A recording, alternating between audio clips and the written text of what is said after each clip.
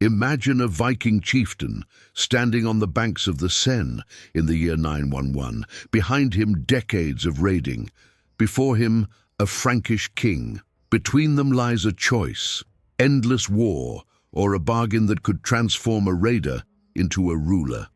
His name was Rollo, known in Old Norse as Hrolfr. Later generations would call him the Walker. Around him swirled legend and ambition. What he forged in that moment would become Normandy and reshape medieval Europe.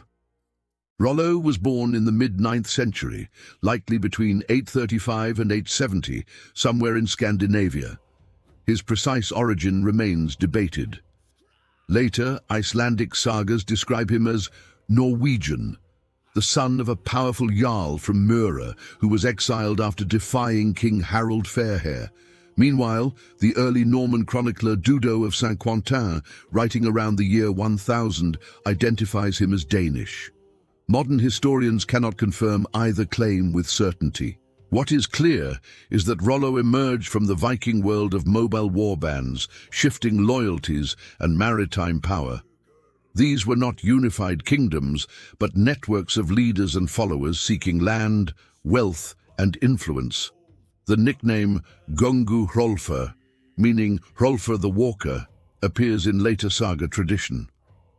The story that he was too large for any horse belongs to legend, but the persistence of the tale suggests he left a formidable impression. By the 880s, Viking forces were deeply active in the Frankish realm.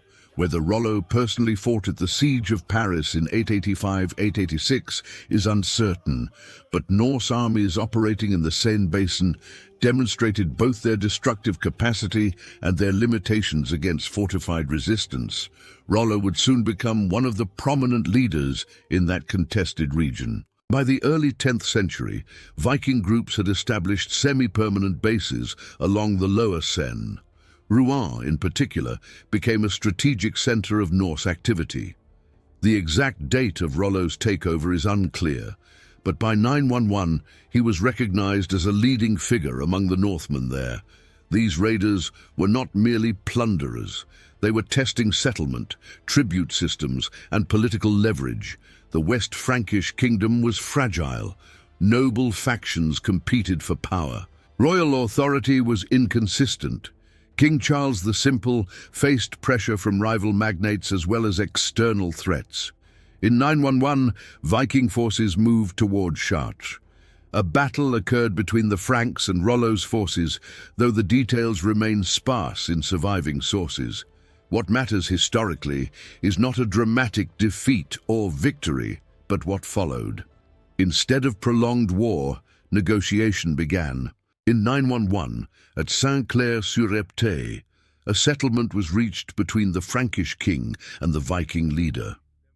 The arrangement, often referred to as the Treaty of Saint-Clair-sur-Epte, granted Rollo and his followers lands along the lower Seine in exchange for loyalty, military defense against further Viking incursions, and acceptance of baptism.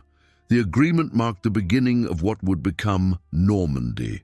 A charter from 918 confirms that Rollo and his associates held recognized authority in the region. This is one of the firmest documentary anchors for his rule.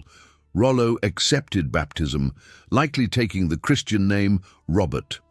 Later accounts, particularly those of Dudo, describe a dramatic homage ceremony in which Rollo refused to kneel and instead had a warrior awkwardly lift the king's foot. Whether literal or symbolic, the story reflects Norman memory rather than verified event. What is historically significant is simpler. A Viking war leader was incorporated into the Frankish political order. After 911, Rollo governed from Rouen. His rule was less about sudden transformation and more about gradual consolidation. Land was distributed to followers. Alliances were formed with local elites. Norse settlers intermarried with the Frankish population. Christianity expanded among the Scandinavian elite. Rather than creating feudalism, Rollo operated within existing Frankish structures of landholding and vassalage, adapting them to secure loyalty. His partner, traditionally identified as Papa of Bayeux, bore him a son, William Longsword. Some later sources mention a marriage alliance with a royal relative named Gisela, though historians debate whether this figure existed or was a later legitimizing addition. Over time, the territory expanded beyond its initial grant. What began as a frontier concession evolved into a durable principality. Rollo likely transferred power to William around 927. He died sometime between 932 and 933.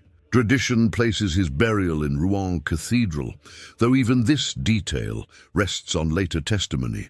In the short term, the settlement stabilized a volatile coastal region. The Northmen became defenders of the very lands they once raided. In the longer term, the consequences were profound. Normandy developed into a disciplined, militarized polity that combined Scandinavian martial traditions with Frankish administrative structures. By the 11th century, its rulers projected power far beyond the Seine. Rollo's descendant, William the Conqueror, would invade England in 1066 and permanently alter its ruling elite, language, and political development. Norman expansion would also reshape parts of southern Italy and the Mediterranean. Yet this transformation was not purely heroic. Settlement involved coercion, displacement, and elite dominance. Assimilation and violence existed side by side, and much of what we know about Rollo was shaped by later Norman chroniclers seeking to legitimize their dynasty. Rollo's life stands at the hinge of two eras. He began in a world of sea-borne warbands and opportunistic raids. He ended as a recognized lord within a Christian kingdom. His story is not one of sudden conversion from barbarian to monarch, but of adaptation, of a leader who understood when force had reached its limits and negotiation offered greater reward. The longship did not disappear. It was anchored. On the banks of the Seine, a Viking accepted land instead of silver, and in doing so laid the foundation for a political power that would shape medieval Europe for centuries. The figure who steps out of the fog is neither myth nor monarch alone, but something rarer in history, a raider who learned how to rule. Thank you for watching this chapter of the story. If you enjoyed it, subscribe to the channel, like this video, and turn on notifications so you don't miss any future videos.